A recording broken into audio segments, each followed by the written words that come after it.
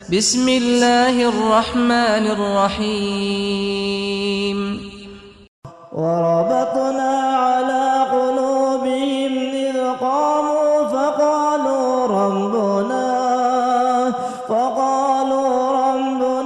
رب السماوات والأرض لن ندعو من دونه إلها لقد قلنا إذا شططا. إن الحمد لله نحمده ونستعينه ونستغفره ونعوذ بالله من شرور أنفسنا ومن سيئات أعمالنا. من يهده الله فلا مضل له ومن يضلله فلا هادي له.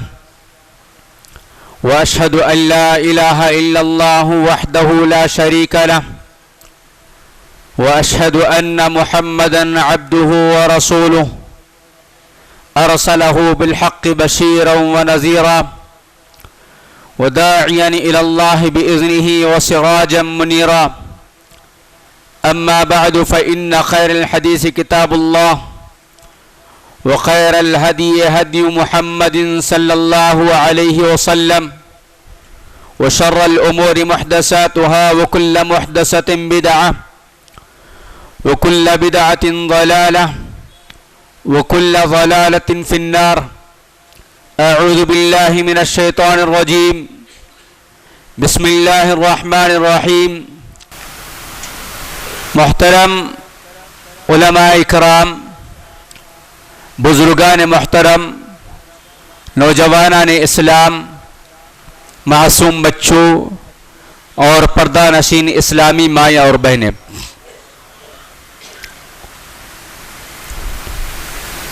خطبہ مسنونہ کے بعد قرآن کریم کی دو مختلف صورتوں سے 3 آیات کریمہ کا انتخاب کرتے ہوئے میں نے تلاوت کیا. خطبہ جمعہ کا عنوان ہے ہمارا نوجوان کدھر جا رہا ہے. قبل اس کے کہ میں اپنی گفتگو کا آغاز کروں، آپ سبھی احباب سے ادباً التماس ہے، قانون کے پیش نظر حالات کو مد نظر رکھتے ہوئے آپ ماسک کا استعمال کریں. مسجد بھری ہوئی ہے، اللہ نہ کرے کہ کوئی واقعہ پیش نہ آ جائے، اس لیے آپ سے گزارش ہے کہ آپ ماسک لگائیں. قرآن کریم کی جس آیت کریمہ کو میں نے آج کے خطبہ جمعہ کے لیے منتخب کیا ہے، اللہ سبحانہ و تعالیٰ نے پیدائش کے 3 مراحل کا ذکر فرمایا. اللہ نے فرمایا اللہ الذی خلقکم من ضعف. اللہ وہی ہے جس نے تمہیں پیدا کیا کمزور، اور کمزوری کے بعد پھر سے جو ہے پھر ایک اور کمزوری کے بعد قوت عطا کیا، اور قوت کے بعد جو ہے پھر سے کمزور بنا دیا. قرآن کریم کی یہ آیت کریمہ انسانی زندگی کے 3 مراحل پر مشتمل ہے. پہلا مرحلہ ماں کے پیٹ سے لے کر بچپن کا مرحلہ ہے. دوسرا مرحلہ جوانی سے لے کر ادھیڑ عمر پار ہونے تک کا ہے. اور تیسرا اور آخری مرحلہ بڑھاپے سے لے کر وفات تک کا مرحلہ ہے. ان تینوں مراحل کی تفصیلات قرآن کریم میں موجود ہیں. پہلا جو مرحلہ ہے ماں کے پیٹ سے لے کر بچپن کا جو مرحلہ ہے، اس مرحلے کی زیادہ اہمیت نہیں ہے. اس مرحلے میں جو ہے تربیت کا حکم دیا گیا ہے، تربیت کرنے پر ابھارا گیا ہے. نبی صلی اللہ علیہ وسلم نے تربیت پر بہت سارے مقامات پر ذکر فرمایا، اور خصوصیت کے ساتھ نماز کا حکم دیتے ہوئے آپ نے فرمایا کہ جب تمہارے بچے 7 سال کے ہو جائیں تو نماز پڑھنے کا انہیں حکم دو، اور جب 10 سال کے ہو جائے تو تم اپنے بچوں پر نماز نہ پڑھنے پر سختی کرو، تنبیہ کرو، اور انہیں نماز پڑھنے کی تاکید کرو. گویا بلوغت سے پہلے کا جو مرحلہ ہے وہ تربیت کا مرحلہ ہے. بلوغت کے بعد انسان مکلف ہو جاتا ہے، چاہے وہ مرد ہو یا عورت، اور وہاں سے جوانی کا دور شروع ہوتا ہے. اور جہاں سے جوانی کا دور شروع ہوتا ہے اور جوانی کا دور جو ادھڑ عمر کے بعد ختم ہوتا ہے، وہاں تک کی عمر کی قرآن اور اسلام کے اندر بہت زیادہ اہمیت بتائی گئی. بہت ساری مثالیں ہمیں اور آپ کو ملتی ہیں کہ اسلام نے نوجوان یا جوانی کی اہمیت پر بہت ابھارا ہے. قرآن کریم کا اگر ہم مطالعہ کرتے ہیں تو قرآن کریم کے اندر بہت سارے نوجوانوں کا تذکرہ ملتا ہے اور نوجوان یعنی جوانی کے دور کی اہمیت معلوم ہوتی ہے. احادیث رسول علیہ السلام کے اندر بھی عبادات کا معاملات اور بہت ساری چیزوں کے اندر آپ صلی اللہ علیہ وسلم نے جوانی کے دور کو بہت زیادہ ترغیب دلایا اور جوانی کے دور کے اہمیت بتائی آپ صلی اللہ علیہ وسلم نے. آپ صلی اللہ علیہ وسلم کی وہ مشہور و معروف حدیث جس میں آپ صلی اللہ علیہ وسلم فرماتے ہیں قیامت کے دن کسی بھی ابن آدم کے قدم اللہ سبحانہ و تعالی کے سامنے سے اس وقت تک نہیں ہٹیں گے جب تک کہ حتی یسأل عن قمس، کہ جب تک کہ ہر انسان سے اللہ سبحانہ و تعالی 5 سوالات نہ کر لے. وہ 5 سوالات کے اندر آپ صلی اللہ علیہ وسلم فرماتے ہیں عن عمرہ، کہ اللہ تبارک و تعالی ساری زندگی یعنی عمر کے بارے میں سوال کرے گا. اگر ہماری اور آپ کے زندگی کے تعلق سے یہ سوال کافی تھا ساری عمر کے بارے میں، لیکن زندگی کا جو اہم ترین مرحلہ ہے، نہ بچپن کا مرحلہ نہ بڑھاپے کا مرحلہ بلکہ درمیان کا جو مرحلہ ہے، اس جوانی کا تذکرہ کرتے ہوئے اللہ کے رسول علیہ السلام فرماتے ہیں اللہ سبحانہ و تعالی دوسرا سوال زندگی کے بارے میں یہ کریں گے وعن شبابہ فیما ابلہ، کہ اے بندے میں نے تجھے جوانی دی تھی، اے عورت اے بندی میں نے تجھے جوانی دی تھی، جوانی کا یہ دور کہاں اور کیسے گزرا، کن کاموں میں گزرا، یہ اہم ترین سوال ہوگا. آپ علیہ السلام کی ایک اور مشہور و معروف حدیث جس میں جوانی کی عبادت کی اہمیت معلوم ہوتی ہے، جوانی کے دور کا مقام معلوم ہوتا ہے، جوانوں کی فضیلت معلوم ہوتی ہے. آپ صلی اللہ علیہ وسلم نے فرمایا کہ وہ دن جب قیامت کا دن ہوگا جہاں کوئی سایہ نام کی کوئی چیز نہیں ہوگی، اللہ سبحانہ و تعالی کے سائے میں، اللہ سبحانہ و تعالی کے عرش کے سائے میں جن خوش نصیبوں کو اللہ تبارک و تعالی جگہ عطا فرمائے گا، اس حدیث کے اندر آپ صلی اللہ علیہ وسلم فرماتے ہیں وَشَابٌ نَشَا فِي عِبَادِ اللَّهِ، وَشَابٌ نَشَا فِي عِبَادِ اللَّهِ، کہ وہ نوجوان بڑا خوش نصیب ہے، کل قیامت کے دن عرش الہی میں اسے جگہ نصیب ہوگی اور اللہ تبارک و تعالیٰ کا سایہ اسے نصیب ہوگا جو اپنی جوانی کی عمر کو جو ہے اپنی جوانی کے دور کو اللہ کی عبادت میں گزار دیتا ہے، اللہ کی عبادت میں گزار دیتا ہے. آپ صلی اللہ علیہ وسلم کے ایک اور مشہور و معروف حدیث جس میں آپ صلی اللہ علیہ وسلم جوانی کے دور کو اہمیت دینے کی ترغیب دلاتے ہوئے فرمایا کہ آپ صلی اللہ علیہ وسلم نے فرمایا کہ اغتنم قمسا قبل قمس، کہ اے اللہ کے بندو 5 چیزوں سے پہلے ترجیح دو. تو اس میں آپ صلی اللہ علیہ وسلم نے اس بات پر بھی ابھارا کہ تم جو ہے اپنے جوانی کی عمر کو غنیمت جانو قبل حرمک، قبل اس کے کہ تمہارے اوپر بڑھاپا آ جائے. ان احادیث سے اتنی بات واضح ہوتی ہے کہ جوانی کی عبادت اور جوانی کا دور جو ہے بڑا قدر و قیمت والا ہے، اور حقیقت میں جوانی ہی سب کچھ ہے. چاہے وہ قوموں کی ترقی کا معاملہ ہو، قوموں میں انقلاب کا معاملہ ہو، یا قوموں کے زوال پذیر ہونے کا معاملہ ہو، اور جتنی تاریخ چاہے وہ دینی تاریخ ہو یا دنیاوی تاریخ اگر ہم اور آپ دیکھتے ہیں، چاہے وہ سیاسی تاریخ ہو یا پھر دینی تاریخ ہو، ان تمام تاریخ کے صفحات کے اندر جو قربانیاں جو انقلابات کی تاریخ ہمیں اور آپ کو ملتی ہے وہ نوجوانوں کی تاریخ ملتی ہے. قرآن کریم نے بہت سارے مثالی نوجوان کا تذکرہ قرآن میں اپنے اندر کیا. اللہ سبحانہ و تعالیٰ نے اصحاب کہف کا تذکرہ کرتے ہوئے ان کے ایمان کا تذکرہ، ان کی توحید کا تذکرہ، ان کی قربانیوں کا تذکرہ اور مکمل ایک سورت جو ہے ان کے واقعے کے اوپر مشتمل سورہ کہف نام سے ہم اور آپ جانتے ہیں. اللہ سبحانہ و تعالیٰ نے ان نوجوانوں کی قربانیوں کا تذکرہ، ان نوجوانوں کی ایثار کا تذکرہ کرتے ہوئے قرآن میں کہا انہم فتیۃ آمنوا بربہم وزدناہم ھدا. وہ چند ہی نوجوان تھے جنہوں نے اس حادثے کے بعد ان کا ایمان تر و تازہ ہو گیا اور ان کے ایمان کے اندر اور بھی زیادتی اور مضبوطی آ گئی. ان کا مکمل واقعہ ہمارے سامنے ہے. آخر قرآن کریم نے ان جیسے نوجوانوں کا تذکرہ کیوں کیا؟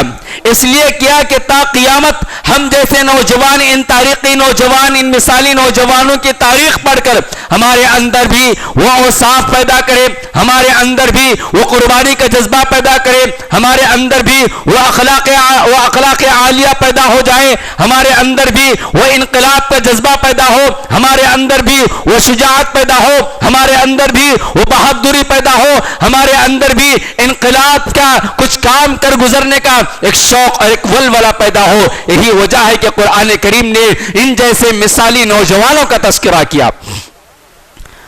حضرات, اللہ سبحانہ و تعالی نے نوجوانوں کا تذکرہ قرآن کریم میں جہاں مختلف عام نوجوانوں کا کیا, وہیں پر حضرات انبیاء علیہ السلام کی جوانی کے واقعات کا تذکرہ بھی ملتا ہے. ہم اور آپ جانتے ہیں کہ اللہ سبحانہ و تعالیٰ کے پیارے نبی ابو الانبیاء حضرت ابراہیم علیہ السلام نے جب بت خانے میں گئے, بتوں کو توڑ دیا تو قوم کے درمیان جو چرچے چلنے لگے, قوم کے درمیان جو چیمی گوئیاں شروع ہو گئی کہ کون توڑا, کس نے توڑا, تو قوم نے کہا کہ ہم نے ایک نوجوان کے بارے میں اس کے بارے میں برا بھلا کہتے ہوئے سنا ہے اور وہ ممکن ہے کہ وہی نوجوان ہو. تو قرآن کریم نے حضرت ابراہیم کے اس واقعے کے تذکرے کے لیے بھی جو لفظ استعمال فرمایا, قوم کی زبان سے جو قوم کی زبان جو کہہ رہی تھی وہ نوجوان کا تذکرہ ہے. اللہ تبارک و تعالی فرماتے ہیں حضرت ابراہیم علیہ السلام کے بارے میں, انا سمعنا فتى يقال ابراہیم, کہ ہم نے ایک نوجوان یعنی ابراہیم کو جو ہے ہمارے بتوں کے خلاف, ہمارے معبودوں کے خلاف بولتے ہوئے سنا ہے, ہو نہ ہو ابراہیم ہی ہو. حضرت یوسف علیہ السلام کا دور, حضرت یوسف علیہ السلام کی جوانی, حضرت یوسف علیہ السلام کے کارنامے ہم تمام کے لیے گویا ایک مثال ہے. اور اس سے بڑھ کر پیارے نبی علیہ السلام جو سارے انبیاء کے سردار ہیں, امام الانبیاء ہیں, آپ علیہ السلام کی جوانی کا دور ہمارے سامنے موجود ہے. حضرات صحابہ کرام رضی اللہ تعالی علیہ اجمعین نے جوانی کے دور میں جو کارنامے انجام دیے, ابتدائی جوانی یعنی جوانی کی دہلیز پر قدم رکھنے والے جن صحابہ نے کارنامے انجام دیے, ان کی ایک بڑی تعداد ہے. اسلام کا دشمن, نبی کا دشمن, پیغمبر رسول کا دشمن, اللہ سبحانہ و تعالی کا دشمن, آپ پر ایمان لانے والے صحابہ اور صحابیات کے دشمن ابو جہل کو کس نے قتل کیا؟ معاذ اور معوذ نامی دو بچوں نے قتل کیا جو ابھی جوانی کے دہلیز میں قدم رکھے تھے, جو ابھی جوانی کے دہلیز میں قدم رکھے تھے. حضرت خالد بن ولید رضی اللہ تعالی عنہ جنہیں آپ علیہ السلام نے سیف اللہ کے لقب سے ملقب کیا, یہ بڑھاپے کی عمر نہیں تھی, یہ بچپن کا زمانہ نہیں تھا, بلکہ جوانی کی عمر کے اندر حضرت خالد بن ولید رضی اللہ تعالی عنہ آپ علیہ السلام کے زبان مبارکہ سے جو ہے سیف اللہ کا لقب اپنے لیے پایا. اور پھر اس کے ساتھ ساتھ آپ علیہ السلام کے چنندہ صحابہ جن کے اندر جوانی کے دور میں بہت کچھ جنہوں نے کارنامے انجام دیے, ابادل اربع یعنی حضرت عبداللہ ابن عمر رضی اللہ تعالیٰ عنہ, حضرت عبداللہ ابن عباس رضی اللہ تعالیٰ عنہ, حضرت عبداللہ ابن مسعود رضی اللہ تعالیٰ عنہ اور حضرت عبداللہ ابن زبیر رضی اللہ تعالیٰ عنہم. ان تمام نوجوانوں نے علم کے اندر بھی مہارت پیدا کی, اخلاق کے اندر بھی مہارت پیدا کی, عمل کے اندر بھی آگے بڑھ گئے. حضرت عبداللہ ابن عمر رضی اللہ تعالیٰ عنہ کا بڑا اونچا مقام, بڑے کبار صحابہ کے درمیان بیٹھنے کا انہیں موقع ملتا, کبار صحابہ کے درمیان وہ حاضر ہوتے اور اپنے علم کے جوہر وہاں نکھارتے. حضرت عبداللہ ابن عباس رضی اللہ تعالیٰ عنہ بچپن ہی سے جو ہے اور جب جوان ہو گئے تو آپ صلی اللہ علیہ وسلم کے ساتھ بھی اور دوسرے خلفائے راشدین کی بڑی بڑی محفلوں میں شریک ہوتے. آپ صلی اللہ علیہ وسلم کے زمانے میں حضرات صحابہ کرام رضی اللہ تعالی علیہ اجمعین نے جوانی کے اس دور میں, جوانی کی اس عمر کو اسلام کے لیے, ایمان کے لیے, توحید کے لیے, رب کے لیے اور کائنات کے لیے, امت کے لیے, اسلام اور دین اسلام کے لیے اور اپنے پیارے نبی کے لیے اپنا تن من دھن سب کچھ قربان کرنے کے لیے تیار ہو جاتے.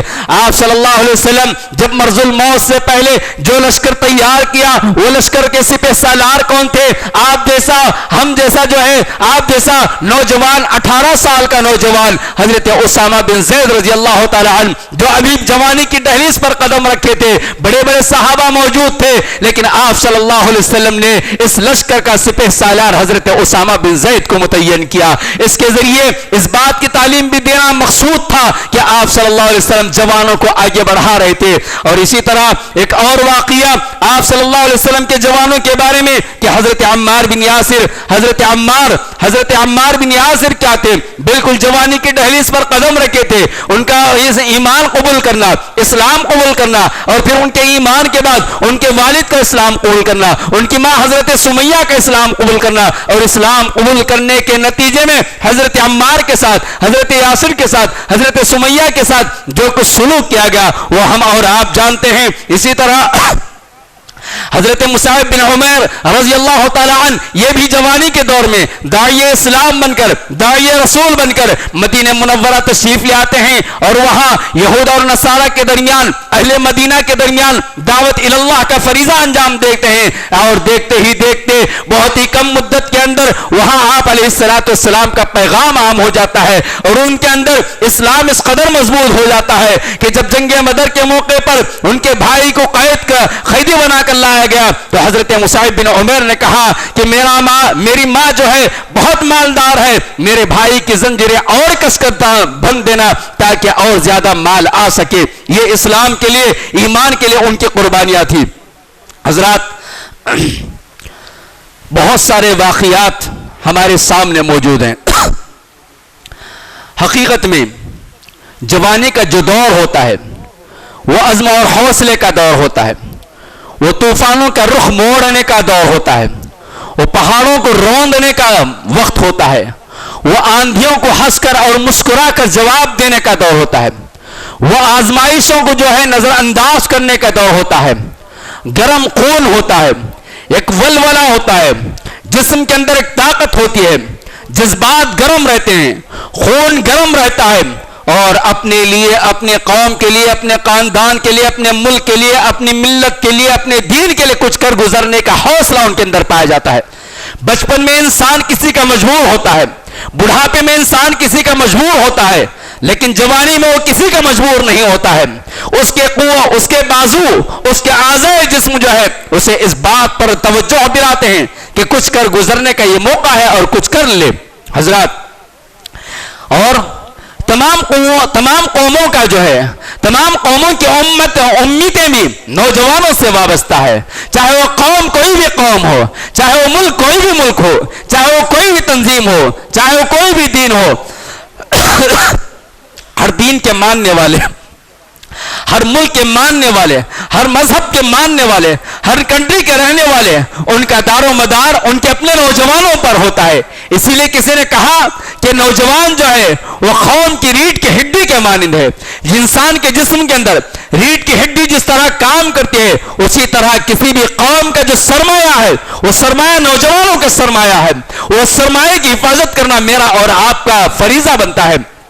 لیکن کیا حقیقت یہی ہے کہ جتنی مثالیں میں نے آپ کے سامنے دی، جتنی فضیلتیں جوانی کے دور کے میں نے آپ کے سامنے دی، جب ہم اپنے نوجوانوں پر نگاہ ڈالتے ہیں اور صبح سے شام تک نوجوانوں کے ایکٹیویٹیز دیکھتے ہیں، اور رات میں جب بستر پر جاتے ہیں اور ان نوجوانوں کے چہرے ہماری نگاہوں میں گھومتے ہیں، تو ایسا معلوم ہوتا ہے کہ صبح ہو جائے لیکن نیند جو ہے کوسوں دور تک نہیں آتی کہ ہمارا قوم کا یہ سرمایہ، ہماری قوم کی یہ طاقت، ہماری قوم کا یہ نوجوان آخر کدھر جا رہا ہے، آخر اس کا رخ کیا ہے، آخر اس کے اندر کون سی صلاحیت ہے، آخر اس کا زندگی کا مقصد کیا ہے، اس کی زندگی کا ہدف کیا ہے۔ اس کی زندگی کا مقصد یہی معلوم ہوتا ہے کہ روڈوں پر بیٹھے ہوئے، نکڑوں پر بیٹھے ہوئے، ہوٹلوں میں 4 گھنٹے بیٹھے ہوئے، کھانے کے نام پر 10 گھنٹے گزارنے والا، موبائل کے اوپر 24 گھنٹے لگا رہنے والا نوجوان جب بھی اس کی بے راہ روی کو دیکھتے ہیں تو رونا چاہے تو بھی آنسو نہیں بلکہ خون کے آنسو نکالنے پر مجبور ہونا پڑتا ہے کہ یہ وہ قوم ہے جس کا نوجوان ایمان کے لیے, اسلام کے لیے, دین کے لیے, ملت کے لیے اپنا سب کچھ لٹایا. آپ صلی اللہ علیہ وسلم جنگ بدر کے لیے نکل رہے ہیں. ایک بوڑھا باپ اور ایک نوجوان بیٹا دونوں باہر نکلتے ہیں جنگ کی تیاری کے لیے. آپ نے دیکھا کہ گھر کے اندر خواتین ہے, خواتین کو چھوڑ کر باپ بھی آ رہا ہے, بیٹا بھی آ رہا ہے. آپ نے بیٹے سے کہا کہ تم گھر کے اندر رہو اور گھر کی خواتین کی خدمت کرو. بیٹے نے جواب میں کہا, اللہ کے نبی علیہ الصلوۃ والسلام, میں نے سنا میدان جہاد میں, میدان جنگ میں, اگر میدان بدر میں میں اگر شہید ہو جاؤں گا تو اس کا بدلہ جنت ہے. کیا اگر میں گھر میں بیٹھا رہوں گا کیا اس کا بھی بدلہ مجھے جنت ملے گا؟ اور باپ سے بیٹے نے کہا, ابا جان آپ کی عمر ڈھل چکی ہے, آپ گھر میں رہیں, آپ خواتین کی حفاظت کریں, میں جاؤں گا. میری خواہش ہے میدان کے اندر جاؤ اور شہید ہو جاؤ اور جنت حاصل کر لو. یہ نوجوان ہے جس نے جنت کے حصول کے لیے اپنے باپ کو گھر کے اندر رکھا اور خود گیا میدان جنگ کے اندر, لڑتے لڑتے شہید ہو گیا. اور جام شہادت کر کے اس نے جو سوال کیا تھا کہ جنت سے کم درجہ مجھے نہیں چاہیے, جنت کے اندر وہ داخل ہو گیا. وہ صحابی کا واقعہ بھی آپ سب نے جانا اور سنا ہے کہ شادی بھی پہلی رات تھی, اعلان جنگ ہوا اور وہ صحابی رسول اپنی بیوی کو چھوڑا اور آیا, میدان کے اندر لڑتے لڑتے شہید ہو گئے. یہاں تک کہ انہیں غسل کرنے کا وقت بھی نہیں تھا اور فرشتوں نے آ کر انہیں غسل دیا. وہ واقعہ بھی ہمارے سامنے ہے کہ ایک نوجوان صحابی ہاتھ میں لیے کھجور کھا رہے تھے اور آپ صلی اللہ علیہ وسلم کا اعلان سنا اور ان سے سوال کیا, اللہ کے نبی اگر میں شہید ہو جاؤں تو اس کا بدلہ کیا ہے؟ آپ نے فرمایا جنت ہے. ان کھجوروں کو پھینکا اور کہا کہ ان کھجور کھانے میں جتنی تاخیر ہوگی اتنی تاخیر بھی مجھے جنت میں جانے کے لیے برداشت نہیں ہے. کھجور پھینکے اور گئے, میدان کے اندر لڑتے لڑتے شہید ہو گئے. حضرات, کیا آج ہمارا نوجوان ان فضائل کو, ان واقعات کو پڑھنے کے بعد اپنے آپ کو بنانے اور سنوارنے کی کوشش کرتا ہے؟ آج ہمارے نوجوان کے حالات دیکھتے ہیں تو ہمیں معلوم ہوتا ہے کہ ہمارا نوجوان اسلام سے بہت دور ہے.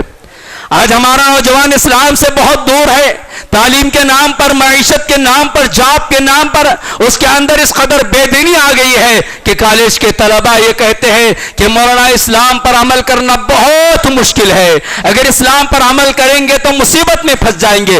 اسلام کے تعلق سے شکوک و شبہات کا ایک بڑا لمبا طوفان اس کے اندر پایا جاتا ہے. شبہات اس کے اندر پائے جاتے ہیں. خواہشات کا وہ پیروکار بن چکا ہے, خواہشات کا غلام بن چکا ہے. شکوک و شبہات اس کے اندر ڈالا جا رہا ہے اور اس کے اندر پیدا ہو رہے ہیں.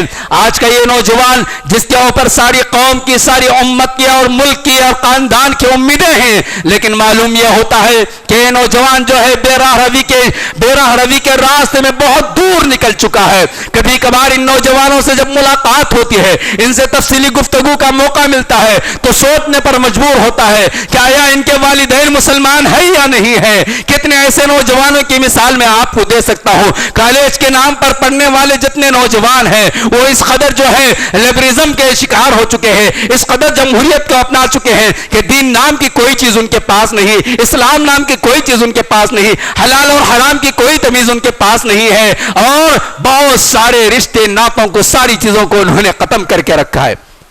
حضرات, ہمارے ایمان, ہمارے اس اسلام کے لیے جو آج اللہ سبحانہ و تعالیٰ کے فضل و کرم سے اللہ سبحانہ و تعالیٰ کے دربار میں ہم اور آپ بیٹھ کر سر بسجود ہو رہے ہیں, اس ایمان کو اور اس اسلام کو ہم اور آپ تک پہنچانے کے لیے اسلاف نے بے شمار قربانیاں پیش کی ہیں. چاہے وہ شیخ الاسلام امام ابن تیمیہ رحمۃ اللہ علیہ ہو, یا پھر شیخ الاسلام امام ابن تیمیہ کے شاگردان ہو, یا پھر ائمہ اربعہ ہو, یا پھر دیگر ائمہ ہو, امام احمد بن حنبل علیہ, امام ابو حنیفہ رحمۃ اللہ علیہ, اور مختلف ائمہ کی زندگی کے واقعات ہمیں اس بات پر دلالت کرتے ہیں کہ انہوں نے اس ایمان کے لیے, اس اسلام کے لیے, اس توحید کے لیے کیسی کیسی تکلیفیں اٹھائی اور قید و بند کی سزائیں بھگتی, اور آخر کار بعض کے جنازے جو ہے جیلوں سے نکلے. لیکن آج کا نوجوان اس قدر سستی اور اس قدر کاہلی اور اس قدر عیش پرستی کے اندر مبتلا ہو گیا ہے کہ اسے دین اور ایمان کی باتیں آج بیزار لگتی ہیں. جب بھی دین اور ایمان کی باتیں کی جاتی ہیں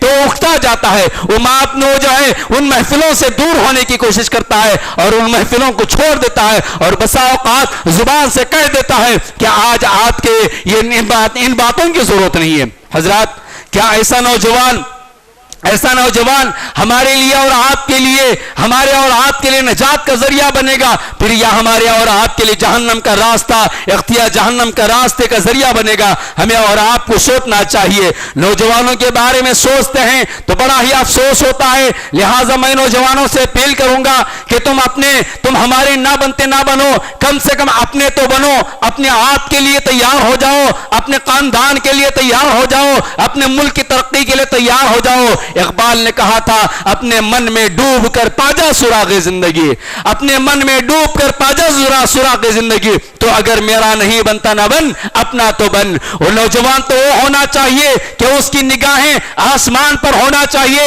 اس کی نگاہیں فلک پر ہونا چاہیے، اس کی طاقت، اس کے بازو جو ہے اس قدر متحمس ہونا چاہیے کہ ہر قدم اور ہر لمحہ اس کی زندگی کا جو ہے دین و ایمان کے لیے، ملک و ملت کے لیے، قوم کے لیے، خاندان کے لیے اور جمعیت اور جماعت کے لیے لگنا چاہیے۔ اقبال نے کہا تھا عقابی روح جب بیدار ہوتی ہے جوانوں میں، نظر آتی ہے اس کو اپنی منزل آسمانوں میں۔ لہٰذا ایسے نوجوانوں کی ضرورت ہے جو اپنے آپ کے لیے اور اپنے خاندان والے کے لیے اور اپنے قوم اور اپنے ملک و ملت کے لیے کچھ کر گزرنے کا ان کے اندر حوصلہ ہو۔ آپ صلی اللہ تبارک و تعالی نے قرآن کریم کے اندر حضرت موسیٰ علیہ السلام کا بڑا تفصیلی واقعہ ذکر کیا ہے۔ اس کے اندر بھی جو ماحول تھا، فرعون نے موسیٰ علیہ السلام اور ان کے ماننے والوں کے ساتھ جو دشمنی اور جو عداوت اور جو ظلم و زیادتی کر رہا تھا، اور اس کی قوم، اس کی فوج حضرت موسیٰ پر جو ظلم ڈھا رہی تھی، ایسے موقع پر ایک نوجوان کہتا ہے وقال رجل مؤمن من آل فرعون یکتم ایمانہ اتقتلون رجلا ان یقول ربی اللہ وقد جاءکم بالبینات من ربکم، کہ اے وہ لوگو، کیا تم ایک ایسے آدمی کو مار رہے ہو جو یہ کہتا ہے کہ میرا رب ایک ہے، میں تمہارا رب ایک ہے، ایسے آدمی کو تم مار رہے ہو؟ تو یہ کہنے والا اور ظلم کے خلاف آواز اٹھانے والا یہ بھی ایک نوجوان ہی تھا۔ امام ابن حجر رحمت اللہ علیہ جو واقعہ میں نے آپ کے سامنے پیش کیا جنگ بدر کا، امام ابن حجر رحمت اللہ علیہ نے اپنی کتاب الاصابہ کے اندر سلیمان بن بلال رضی اللہ تعالی عنہ سے اس کو روایت کرتے ہیں کہ بیٹا اور باپ دونوں نکلتے ہیں، بیٹا جنگ میں جاتا ہے اور شہید ہو جاتا ہے۔ لہٰذا ہم سب کو چاہیے کہ ہم ایسے نوجوان بنے کہ ہمارے آبا و اجداد نے، ہمارے اسلاف نے اس دین کے لیے، اس ایمان کے لیے جو قربانیاں پیش کی ہیں اسے آپ بھلا نہیں سکتے ہیں۔ ہماری تاریخ بڑی روشن تاریخ ہے، ہماری تاریخ بڑی انقلاب آفرین تاریخ ہے۔ محمد بن قاسم سے، طارق بن زیاد سے اور صلاح الدین ایوبی سے، ان جیسے نوجوانوں نے دنیا انسانیت تک اسلام کا بول بالا کیا، اسلام کا جھنڈا نصب کیا، اور یہ نوجوان جہاں جاتے وہاں اسلام کا ایک انقلاب برپا کر دیتے۔ محمد بن قاسم ہمارے سندھ کے اندر آیا اور اس نے ایمان اور اسلام اور اخلاق کی ایسی تعلیم دی کہ اس دور سے لے کر آج تک ایمان اور اسلام کے رکھوالے یہاں پائے جاتے ہیں۔ اور صلاح الدین ایوبی نے مسجد اقصی کو آزاد کیا، اور مسجد اقصی پھر دوبارہ غلاموں،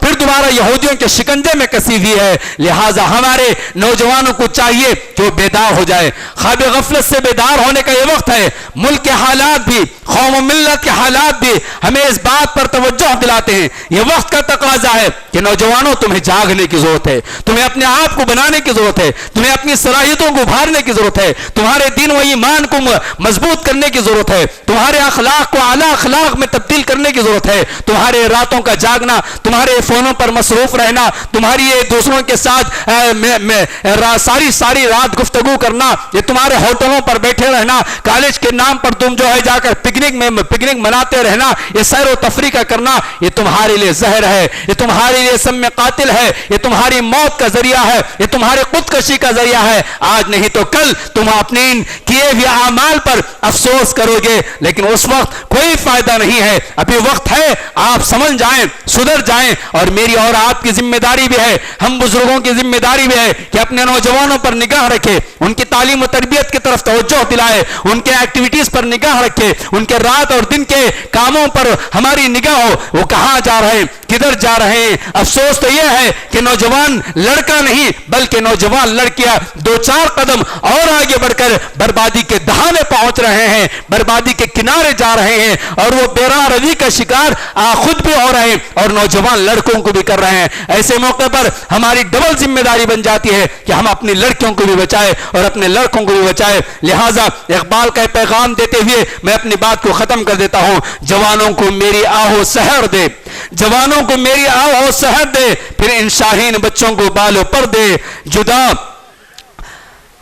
محبت مجھے ان جوانوں سے ہے ستاروں پہ جو ڈالتے ہیں کمندے. لہٰذا وقت کا تقاضا اور وقت کا مطالبہ اور وقت کا نعرہ یہی ہے کہ ہم اپنے نوجوان جو ہے, اپنے نوجوانوں کو دین و ایمان کے لیے, ملک و ملت کے لیے, جماعت اور جمعیت کے لیے اور اپنے محلوں کے لیے ان کی صلاحیتوں کو ابھارنے, انہیں آگے بڑھانے اور ان کا حوصلہ بننے, ان کی دیوار بننے, ان کی ہمتوں کو بڑھانے اور ان کی نگرانی کرنے کی ہمیں اور آپ کو ضرورت ہے. باتیں بہت ساری ہے, وقت اس بات کا اجازت ہے, وقت اس بات کی اجازت نہیں دیتا کہ میں آپ کے سامنے اور گفتگو کروں. البتہ میرے ان گزارشات کے اندر آپ نے سمجھا ہوگا اور میرے ان درخواستوں کو آپ انشاءاللہ اور ہم سب مل کر عمل کرنے کی کوشش کریں گے. آخری کے 1 منٹ کے اندر میں اپنی بات کو ختم کر دیتا ہوں. آپ اور ہم جانتے ہیں کہ اس وقت ساری دنیا پھر سے اس وبائی مرض کے اندر مبتلا ہو رہی ہے. اللہ سبحانہ و تعالیٰ سے دعا کیجئے کہ اللہ تبارک و تعالیٰ ہم سب کو اپنے حفظ و امان میں رکھے اور ساری انسانیت کو اس دنیا سے جلد اس وبا کو دور کر دے. ایسے موقع پر ہماری ذمہ داری بنتی ہے, ہمارا فریضہ بنتا ہے کہ ہم قانون کو ہاتھ میں نہ لے, بلکہ ہماری حکومت یا ہماری جمعیت یا ہمارے مساجد کے ذمہ داران یا ہمارے ذمہ داران ہمیں جس قدر بھی رہنمائی کرتے ہیں, جس چیز کی طرف رہبری کرتے ہیں, اسے ہمیں ماننا پڑے گا. اسی کے اندر ہمارے لیے بھلائی ہے. لہٰذا آپ کی احتیاط برتیں, ایسی جگہوں پر نہ جائیں جہاں زیادہ مجموعہ ہو, جس کی وجہ سے اللہ نہ کرے کہ کوئی بیماری کے اندر مبتلا ہو جائے اور پھر آپ گھر واپس آئے تو آپ کے بیوی بچے پریشان نہ ہو. آپ اتنا سوچ لیں کہ آپ کے گھر میں آپ کی بیوی, آپ کے بچے, آپ کی ماں, آپ کے باپ ہیں. ایسے موقع پر آپ محتاط رہیں کہ کہیں میری وجہ سے میرا گھر کسی آزمائش کے اندر مبتلا نہ ہو جائے. اب اس بیماری کے بارے میں ہمیں تبصرہ زیادہ نہیں کرنا چاہیے کہ کیا ہے کیا نہیں. اللہ بہتر جانے کہ کون سی بیماری ہے, کس قسم کی بیماری ہے, کتنی بیماری ہے, کتنی آزمائش ہے, کتنی سیاست ہے. اس ساری کی ساری چیزوں کو چھوڑ کر ہمیں جو ہے محتاط ہونا چاہیے اور بیجا گھر سے باہر نہیں نکلنا چاہیے. وقت ضرورت گھر سے نکلنے کی نوبت آئے بھی تو ہم جو ہے ماسک لگا کر جائے, ہاتھ وغیرہ صاف کرتے رہیں, ہمیشہ وضو سے رہیں. اس سے بڑھ کر پاکی صفائی کا اور کون سا نظام ہو سکتا ہے. اسلام نے ہمیں آج سے 1450 سال پہلے ہی بتا دیا ہے کہ ہمیشہ ہم اگر وضو سے رہیں تو ہم پاک و صاف بھی رہتے ہیں. اب جب گھر آئیں تو پھر جو ہے آپ وضو کریں اور گھر کے اندر جائیں. بازار میں زیادہ نہ بیٹھے, باہر کی چیزیں زیادہ نہ کھائیں. اور ان تمام احتیاطوں کے ساتھ ساتھ جو ہے سب سے اہم ترین جو چیز ہے, جو مومن کی طاقت ہے, مومن کی قوت ہے, مومن کا ہتھیار ہے, وہ دعا ہے, ذکر و اذکار ہے. صبح شام کی دعائیں کا اہتمام کرے. اللہم انی اعوذ بک من البرص والجنون والجزام ومن سیء الاسقام. اللہم عافنی فی بدنی, اللہم عافنی فی سمعی, اللہم عافنی فی بصری, لا الہ الا انت. اس طرح کی جتنی دعائیں ہیں, صبح شام کی دعائیں اور ذکر و اذکار کا اہتمام کریں تو انشاءاللہ اللہ کی ذات سے امید رکھتے ہیں کہ اللہ سبحانہ و تعالی اس بیماری سے ساری انسانیت کو اور ہمیں اپنے حفظ و امان میں رکھے گا. لہٰذا ابھی اللہ کے گھر کھلے ہوئے ہیں, لہٰذا اللہ کے گھروں کے اندر آنے کے جو شرائط ہے ان شرائط کا آپ پاس و لحاظ رکھیں. کہیں ایسا نہ ہو کہ ہمارے اس جم گھٹے کو دیکھ کر, اس بے احتیاطی کو دیکھ کر یہ اللہ کے دشمن جو ہے پھر سے اللہ کے گھروں کو بند کرنے کی نوبت نہ آئے. لہٰذا ہم خود جو ہے محتاط ہو جائیں. وہ وقت آنے سے پہلے ہم بتا دیں کہ ہم اپنی جگہ سیف ہیں, ہم اپنی جگہ محفوظ ہیں. لہٰذا ہمیں ان باتوں پر خیال رکھنا چاہیے. اللہ سبحانہ و تعالی ہم سب کو جو ہے اس وبا سے, اس بیماری سے ساری انسانیت کو نجات عطا فرمائے. اللہ تعالیٰ پچھلے دور میں اس بیماری کی وجہ سے جتنے علماء, جتنے عمائدین, ہم میں سے جس کسی کے رشتہ دار مومن مرد اور مومن بھائیوں کا, مومن بہنوں کا انتقال ہو چکا ہے, اللہ تعالیٰ ان کی مغفرت فرمائے. اللہ تعالیٰ ان کے گھر والوں کو حوصلہ عطا فرمائے. اللہ تعالیٰ علماء کی ایک جو بڑی تعداد اس وبا کے درمیان گزر چکی ہے, اللہ انسانیت کو اور دنیا کو جو ہے علماء کا نعم البدل عطا فرمائیے. اے اللہ ہمیں علماء کی قدر کرنے والا بنا دیجئے. اے اللہ ہمارے درمیان جتنے بیمار ہیں انہیں شفا کاملہ عاجلہ عطا فرمائیے. اللہ جتنے بندے ہم سے دعا کی درخواست کیے ہیں اور جو نہیں کیے ہیں اللہ ان سب کو شفاء کاملہ عاجلہ عطا فرمائیے. اللہ ہماری دعاؤں کو قبول فرمائیے. اللہ آپ کے گھروں کو آباد کرنے والا بنا دیجئے. اللہ اس وبا کے ذریعے اگر آپ کے گھروں کو غیر آباد کرنے کا موقع آ رہا ہے تو اللہ ایسی نوبت نہ آنے دیجئے. اللہ ہمیں سنبھل کر سدھر کر محتاط ہو کر آپ کے گھروں کو آباد کرنے والا بنا دیجئے. اللہ اس بیماری کی وجہ سے جو بڑی آزمائش ہے اللہ ابھی ہمیں سنبھل اور سدھر کر جو ہے آپ کی جانب راغب ہونے اور آپ کی جانب لوٹ آنے کی ہمیں توفیق عطا فرمائیے. اللہ ہمارے بچوں کو نیک بنا دیجئے. اللہ ان کی صحیح تعلیم و تربیت کرنے کے ہم ماں باپ کو توفیق عطا فرمائیے. اللہ ہمارے خواتین کو نیک بنا دیجئے. اللہ ہماری نوجوان لڑکیوں کو نیک بنا دیجئے. اللہ ہمارے نوجوان لڑکوں کو صحیح عقل عطا فرمائیے. اللہ دین کی سمجھ عطا فرمائیے. اللہ شکوک اور شبہات سے انہیں نکال دیجئے. اللہ خواہشات سے انہیں نکال دیجئے. اللہ حلال روزی روٹی کی طرف انہیں راغب کر دیجئے. اللہ انہیں اپنی صلاحیتوں کو منوانے کی توفیق عطا فرمائیے. اللہ ہمارے گھروں میں سکون عطا فرمائیے. ہماری زندگیوں میں سکون عطا فرمائیے. ہمارے گھروں میں اور ہماری زندگیوں میں راحت عطا فرمائیے. اللہ آپ کے گھروں کی حفاظت فرمائیے. اللہ ہندوستان کا جو ماحول بدل رہا ہے اللہ اس ماحول کو ختم کر دیجئے. اللہ امن و سلامتی والا ماحول بنا دیجئے. اللہ امن و آشتی والا ماحول بنا دیجئے. اللہ امن و شانتی والا ماحول بنا دیجئے. اللہ ان تک دین اسلام کی دعوت ہم سب کو پہنچانے کی توفیق عطا فرمائیے. اللہ ہمارے حکمرانوں کو نیک توفیق عطا فرمائیے. اللہ مسجدوں کی مدارس کی علماء کی دین کی اسلام کی حفاظت فرمائیے. اللہ حرمین کی حفاظت فرمائیے. اللہ اس کی خدمت کرنے والوں کی حفاظت فرمائیے. اللہ مسجد اقصی کو آزاد فرما دیجئے. اللہ اس کے لیے قربانیاں دینے والوں کی قربانیاں قبول فرمائیے. اللہ ہمارے اندر حوصلہ پیدا فرمائیے. اللہ ہمارے اندر جذبہ پیدا فرمائیے. اللہ ہمارے اندر اخلاص پیدا فرمائیے. اللہ ہماری دعاؤں کو قبول فرمائیے. اللہ ہمارے بچوں کو ہمارے حق میں صدقہ جاریہ بنا دیجئے. اللہ جتنے جن کے ماں باپ یا ایک یا دو گزر چکے ہیں اللہ ان کی مغفرت فرمائیے. اللہ ان کے حق میں ہم کو صدقہ جاریہ بنائیے. اللہ ہماری اولاد کو ہمارے حق میں صدقہ جاریہ بنائیے. آمین. بارک اللہ لنا ولکم فی القرآن العظیم ونفعنا وإياكم بالآیات والذکر الحکیم انہ تعالی جواب ملک بر رؤوف رحیم وربنا حلیم.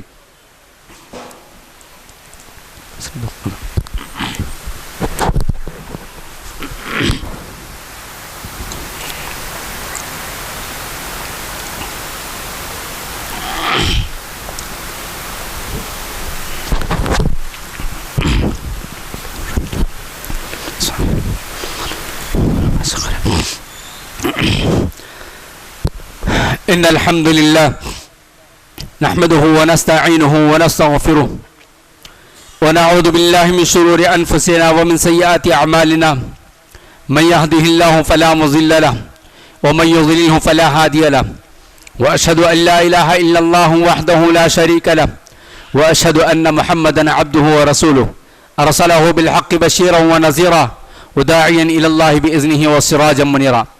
أما بعد فإن خير الحديث كتاب الله وخير الهدي هدي محمد صلى الله عليه وسلم وشر الأمور محدثاتها وكل محدثة بدعة وكل بدعة ضلالة وكل ضلالة في النار.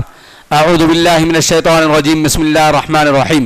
إن الله وملائكته يصلون على النبي يا أيها الذين آمنوا صلوا عليه وسلموا تسليما. اللهم صل على محمد وعلى آل محمد كما صليت على إبراهيم وعلى آل إبراهيم إنك حميد مجيد. اللهم بارك على محمد وعلى آل محمد كما باركت على إبراهيم وعلى آل إبراهيم إنك حميد مجيد.